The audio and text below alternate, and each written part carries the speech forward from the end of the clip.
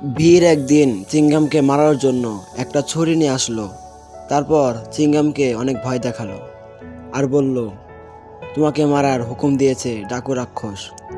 তাই আমি তোমাকে খুঁজতেছি, তোমাকে পেলে মারবো। এখন তুমি কি বলো, আমি কি তোমাকে মারবো না ডাকু রাক্ষসের কাছে আবার ফিরে যাব? এরকম করে ভিড় অনেকক্ষণ কথা বলল। তারপর চিংগাম বলল, আমি ডাকু রাক্ষসের কাছে যাচ্ছি, দেখি ওর কি হয়েছে, কেন মারতে চায় আমাকে। সে অর্ধেক রাস্তায় না যেতে ইমলির সাথে তার দেখা। ইমলি তাকে একই কথা বলল, তাকে নাকি ডাকু রাক্ষস মারার জন্য তাকে পাঠাইছে। চিংগাম বলল, আচ্ছা ঠিক আছে, আমি ডাকু রাক্ষসের কাছে যাব এখন। ও কি জন্য আমাকে মারতে চায় দেখে আসি। ডাকু রাক্ষসের কাছে আসার পর ডাকু রাক্ষস বলল, তুই জনকে কেন ছেড়ে দিয়েছিস? জনকে ছাড়ার জন্য তোকে আমি মারবো। তোকে বলছিলাম জনকে আটকে রাখবি, কি জন্য আটকে রাখলি না, তাই তোকে মারবো।